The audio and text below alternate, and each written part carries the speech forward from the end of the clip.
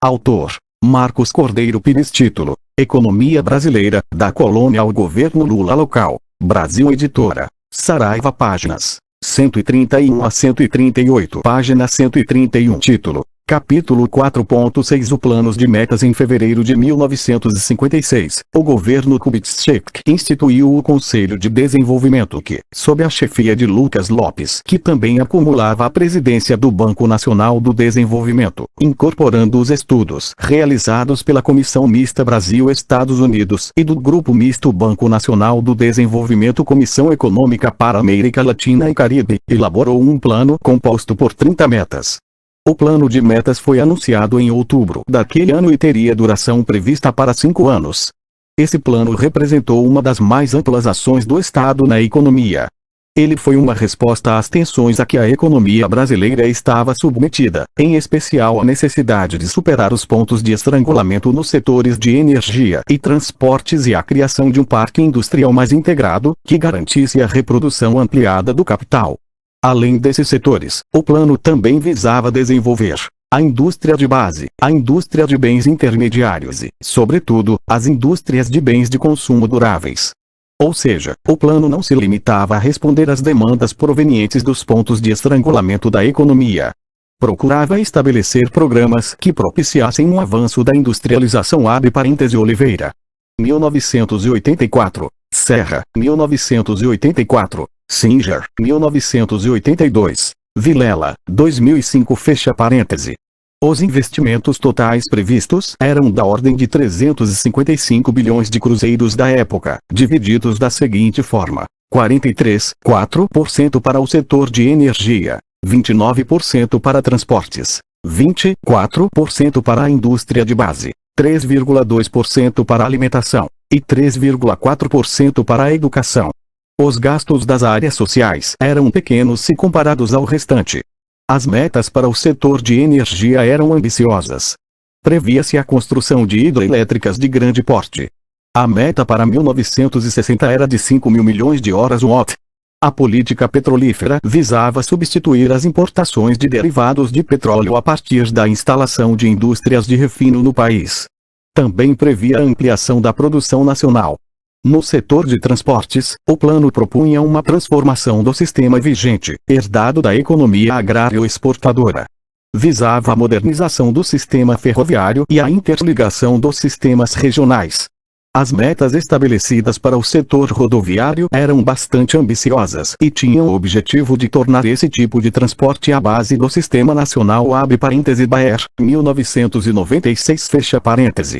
Página 132. No que se refere à indústria de bens intermediários, previam a expansão dos setores siderúrgico e de cimento e o início da produção de níquel, alumínio, estanho e etc. Nos setores de bens de capital e consumo duráveis, as metas também eram ambiciosas. Previa-se o desenvolvimento das indústrias automobilística, de construção naval, de mecânica pesada, de material elétrico pesado e química. A indústria automobilística ocupava um lugar de destaque, em consequência dos seus efeitos estimulantes sobre os outros setores, particularmente o desenvolvimento da produção de autopeças. Serra, 1984. Outra meta importante foi a construção de Brasília, que permitiu a ampliação do espaço econômico brasileiro, abrindo a possibilidade de ocupação de toda a região centro-oeste do país. Além disso, significou um forte estímulo para o setor da construção civil. A tabela 4.3 mostra os principais resultados do plano de metas.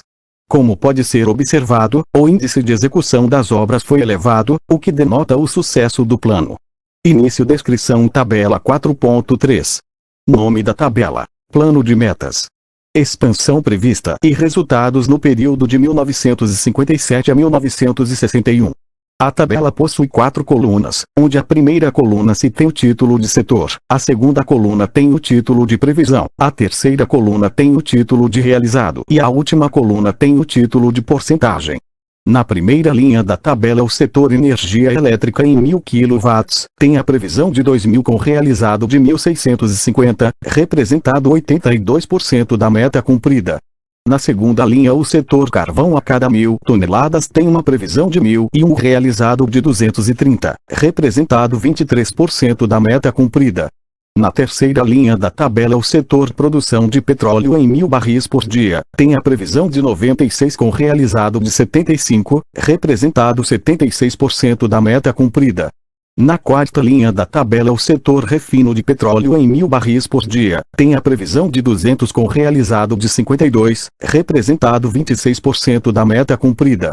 Na quinta linha da tabela, o setor ferrovias em 1.000 quilômetros tem a previsão de 3 com realizado de 1 representado 32% da meta cumprida.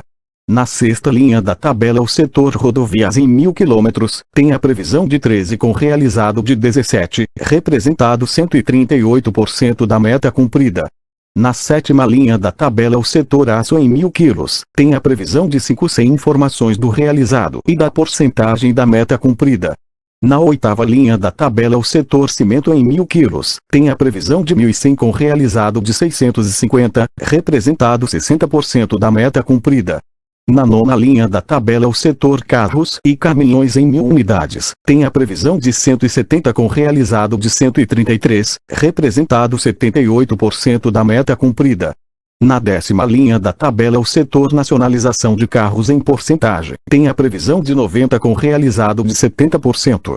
Na 11ª linha da tabela, o setor nacionalização de caminhões em porcentagem tem a previsão de 95 com realizado de 74%. Fonte: Jean Biagi. 2005, página 56. Fim descrição tabela 4.3. Página 133. As metas do plano não se limitavam ao setor público, incluindo também o setor privado. Foram estabelecidas várias formas de estímulo, visando direcionar o desenvolvimento dos setores considerados prioritários. Para coordenar a ação do Estado nesses setores, foram criados os chamados grupos executivos, organismos paralelos à estrutura burocrática do Estado que visavam tornar ágeis as políticas estatais de fomento setorial. Esses grupos eram formados por representantes da Superintendência da Moeda e do Crédito, do Banco Nacional do Desenvolvimento, da Carteira do Comércio Exterior e por empresários ligados ao Conselho de Desenvolvimento. As políticas cambial e tarifária foram amplamente utilizadas como instrumento de desenvolvimento. Em agosto de 1957, foi modificada a Instrução número 70 da Superintendência da Moeda e do Crédito. A Lei nº 3.244, de 14 de agosto de 1957, simplificou o esquema de taxas múltiplas de câmbio, ao estabelecer 2 categorias em vez das 5 então existentes. A categoria geral passou a abarcar a importação de máquinas, equipamentos, matérias-primas e outros bens considerados prioritários. A categoria especial compreendia as importações de bens de consumo e daqueles que apresentavam oferta satisfatória no mercado interno. Foi criada uma categoria preferencial, com taxa equivalente ao câmbio de custo, para a importação de petróleo, trigo, papel, fertilizantes e equipamentos para investimentos considerados prioritários. Esta última categoria não estava sujeita aos leilões cambiais, que continuavam a vigorar nas outras duas, mas os recursos provenientes dos leilões, reunidos no Fundo de Ágios e Bonificações, passaram a ter destinos determinados por lei. Para as exportações, foram mantidas as 4 categorias existentes, com bonificações diferenciais.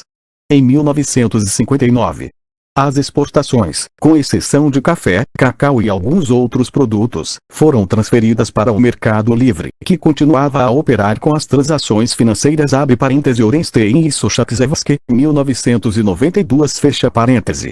Também foi promulgada a Lei de Tarifas Aduaneiras, que ampliou as taxas CM até 150% para as diferentes categorias de produtos similares. Na proteção à indústria nacional, também foi aplicada com rigor a Lei de Similares, que restringia as importações de produtos que tinham similares nacionais.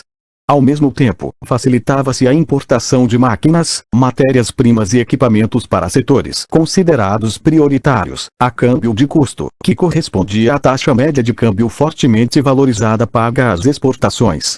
A Instrução número 113 subsidiava o capital estrangeiro, ao permitir que as empresas estrangeiras contabilizassem em seu capital o valor de máquinas e equipamentos importados sem cobertura cambial, com base na elevada taxa do mercado livre, e realizassem remessa para o exterior com base no câmbio de custo. Não por acaso, os empresários e os setores de esquerda teciam severas críticas a essa medida. Esse conjunto de medidas consistia em forte estímulo ao processo de industrialização. Abre parêntese Orenstein e Sochaczewski, 1992, Baer, 1995. Fecha parêntese. O plano de metas também estabelecia diversos outros tipos de estímulos aos setores considerados importantes, subsídios fiscais e creditícios e facilidades de acesso a empréstimos externos com aval do Banco Nacional do Desenvolvimento. Esse banco desempenhou papel importante na implementação do plano, fornecendo créditos de longo prazo a juros baixos. Nota 28. Contudo, o financiamento do plano de metas baseou-se, em grande medida, na poupança forçada, por meio de inflação, que atingia, sobretudo, a classe trabalhadora. A expansão monetária e creditícia para financiar o gasto público e os investimentos privados gerava fortes pressões inflacionárias. Isso ocorria por meio do Banco do Brasil, que desempenhava, ao mesmo tempo, as funções de banco comercial e banco central, ao emprestar recursos para cobrir, em parte, os déficits do Tesouro Nacional decorrentes dos subsídios e da ampliação dos gastos relativos ao plano de metas. Abre parêntese Singer, 1982. Vilela. 2005. Fecha parêntese. Nota 29. Início da nota 28. Entre 1952 e 1963 o BNDES concedeu empréstimos no valor de 64 bilhões de cruzeiros, sendo 28% para as indústrias básicas e 10% para a indústria automobilística. Também deu aval até 1961 para 890 milhões de dólares tomados em empréstimos no exterior, dos quais 383 milhões foram para as indústrias básicas. Abre parênteses Orenstein e Sochaczewski, 1992. Página 179. Fecha parênteses. Fim da nota 28. Início da nota 29. A alternativa seria ampliar a carga tributária, mas o governo parecia não ter força para seguir esse caminho. Por sua vez, a colocação de títulos da dívida pública era dificultada pela exiguidade do mercado financeiro e pela impossibilidade de aumentar a remuneração dos títulos em virtude da lei de usura, que limitava os juros em 12% em uma situação na qual a inflação já era superior a 20%. Abre parêntese Vilela. 2005. Fecha parêntese. Fim da nota 29. Página 134. De maneira geral, o governo JK subordinou a política monetária e creditícia ao objetivo de garantir altas taxas de crescimento econômico. Porém, a contínua elevação da inflação levou o governo a tentar implementar, a partir de outubro daquele ano, o plano de estabilização monetária, que propunha uma estratégia gradual de combate à elevação dos preços baseada no corte do crédito C dos subsídios. Esse plano estava vinculado às negociações em curso com o Exim Bank e o Fundo Monetário Internacional. Desde o início de 1958, o Fundo Monetário Internacional, para avalizar os empréstimos perante o Banco Norte-Americano, exigia duras medidas de combate à inflação que, se aplicadas, comprometeriam os planos de metas. Sob fortes críticas do próprio Fundo Monetário Internacional, do Congresso e dos empresários, que não aceitavam políticas de corte do crédito, Juscelino optou por romper com o órgão e dar continuidade ao seu ambicioso plano de desenvolvimento, apesar de essa decisão agravar os problemas da inflação e dos desequilíbrios nas contas externas e do governo. Abre parêntese Vilela. 2005. Fecha parêntese. O plano de metas é avaliado de diferentes maneiras pela literatura. Para ser abre parêntese 1984 fecha parêntese e Melo abre parêntese 1988 fecha parêntese, o plano teria proporcionado um avanço decisivo em direção à industrialização pesada, abrindo espaço para uma intensa diferenciação industrial num espaço de tempo relativamente curto e articulada pelo Estado.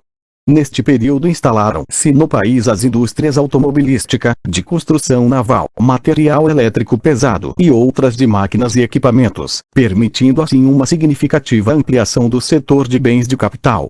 Ao mesmo tempo, expandiram-se consideravelmente as indústrias básicas como a siderurgia, a de metais não terrosos, a química pesada, a de petróleo e a de papel e celulose.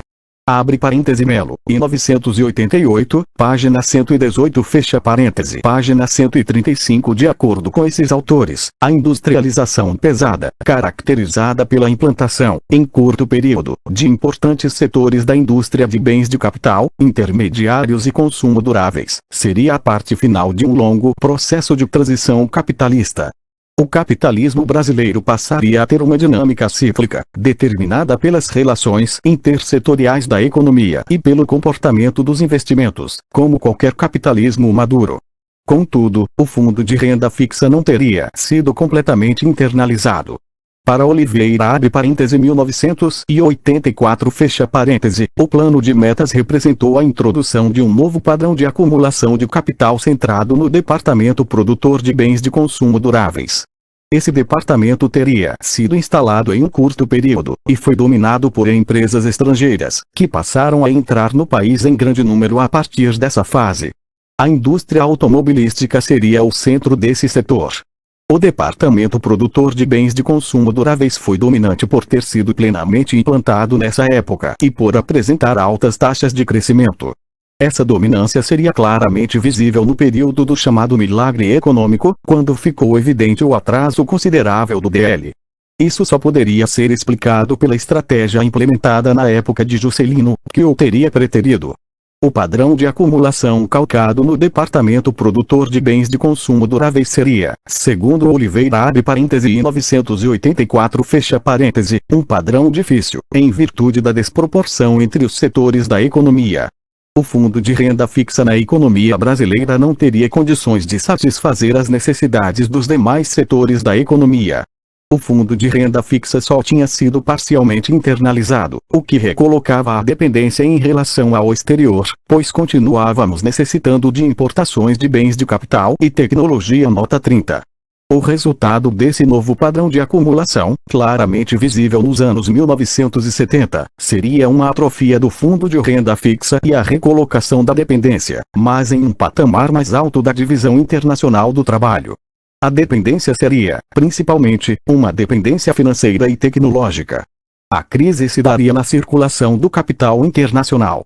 Isso aconteceria porque, no novo padrão, os setores dinâmicos do departamento produtor de bens de consumo duráveis e também do fundo de renda fixa teriam sido financiados pelo capital estrangeiro. Portanto, parte desse capital deveria voltar à circulação internacional, na forma de juros, amortizações e remessas de lucros e dividendos. Mas esses setores produzem para o mercado interno e não geram divisas. Quando voltam para a circulação internacional, acabam pressionando o câmbio, podendo gerar crises nas contas externas, em situações de baixo desempenho das exportações e de redução das entradas de capital. O bom funcionamento desse modelo passou a depender de um fluxo crescente e constante de capital estrangeiro, abre parêntese Oliveira, 1984, fecha parêntese. Início da nota 30. Nas economias exportadoras, o fundo de renda fixa localiza-se no exterior. O aumento das importações implica estimular as empresas nos países desenvolvidos. O financiamento das importações depende sobretudo do desempenho das exportações. Como o padrão de acumulação implantado pelo Planos de Metas não teria completado a internalização do fundo de renda fixa, continuaríamos dependentes de importações de bens de capital. Acontece que as exportações se retraíram a partir de 1954, com a queda dos preços internacionais do café. A alternativa para financiar a expansão da indústria passou a ser o capital estrangeiro. Ou seja, o financiamento da acumulação continuou dependente do capital externo. Fim da nota 30, página 136.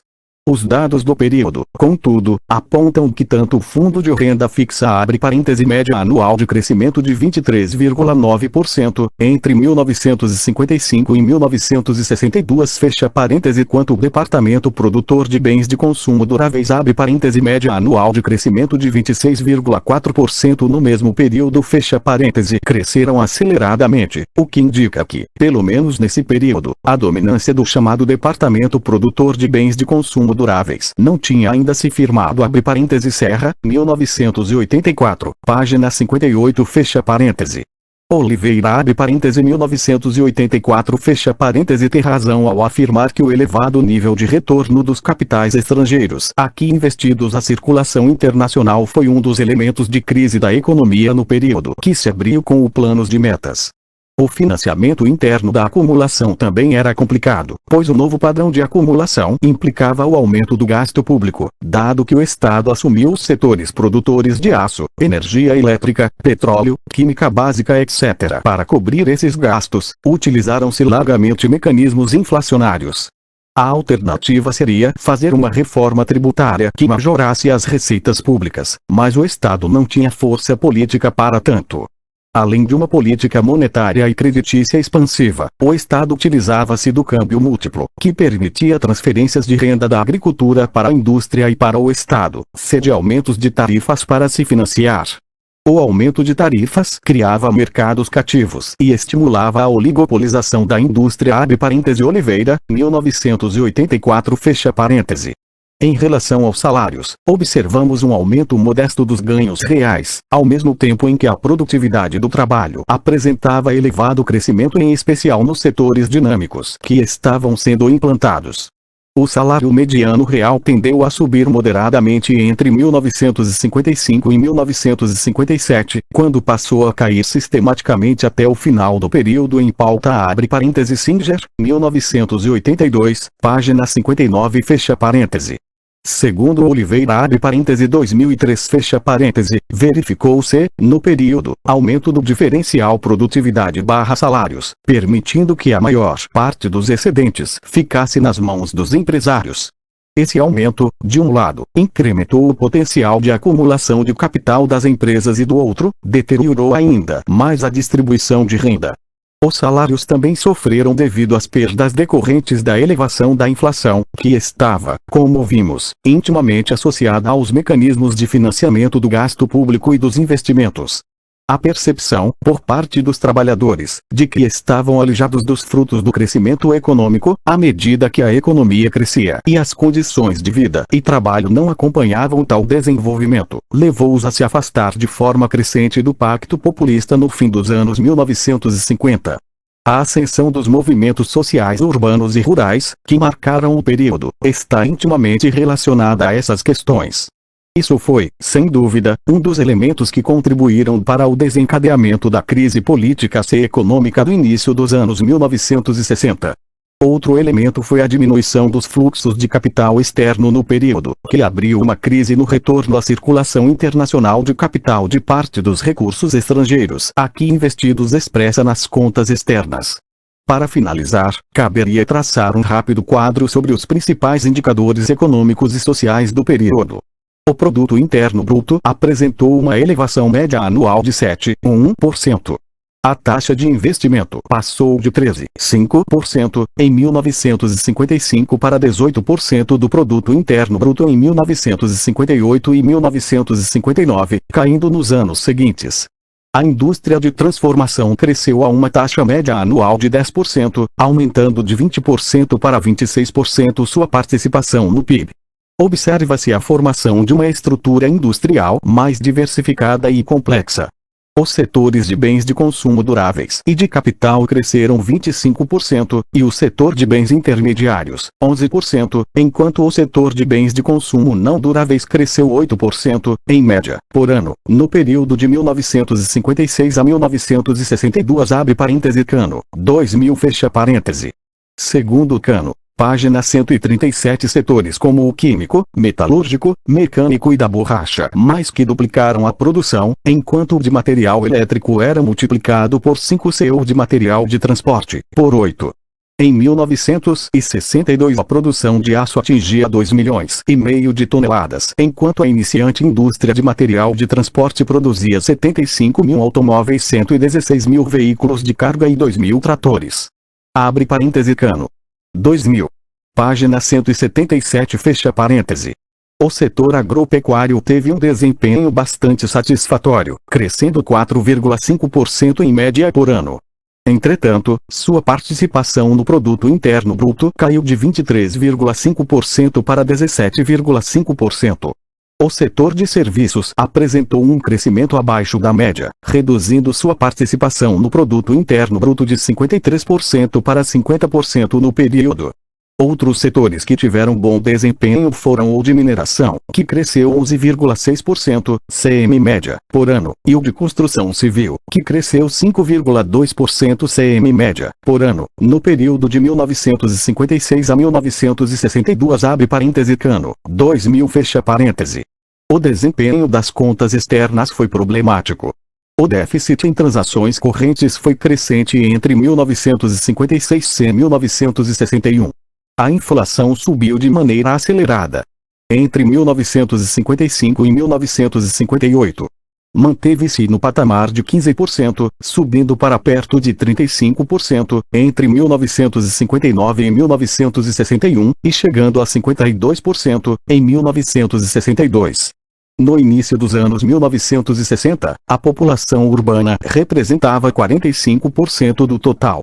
O número de analfabetos era de 39,5% da população.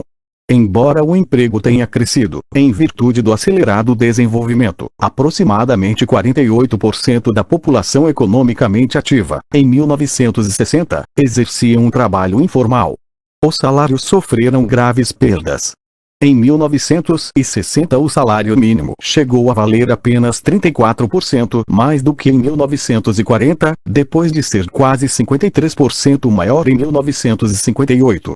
A distribuição da renda apresentava elevado grau de concentração. Em 1960, os 20% mais pobres da população recebiam 3,9% da renda e 1% composto dos mais ricos, 11,9% da renda.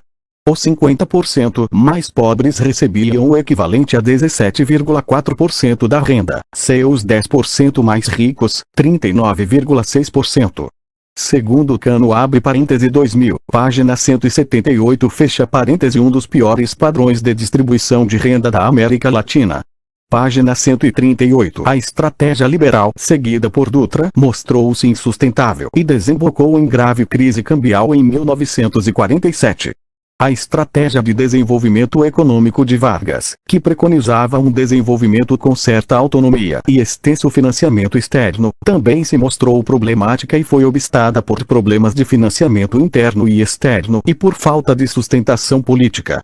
Juscelino conseguiu contornar temporariamente esses obstáculos, apesar de ler acirradas contradições econômicas e sociais, preparando o terreno para a crise do início da década de 1960. Seguiu uma política industrializante baseada no mercado interno relativamente fechado, com ampla participação de capital estrangeiro, baseada em crescente entrada de empresas multinacionais, em consonância com a nova fase da economia mundial aberta em meados dos anos 1950. Enfim, a economia brasileira cresceu aceleradamente com a opção pelo desenvolvimento associado, mas o conjunto da sociedade não se beneficiou desse desenvolvimento, o que aguçou as tensões sociais. A partir do final da década de 1960, de forma crescente, os trabalhadores começaram a denunciar o Pacto Populista abre parêntese Oliveira, 2003 fecha parêntese.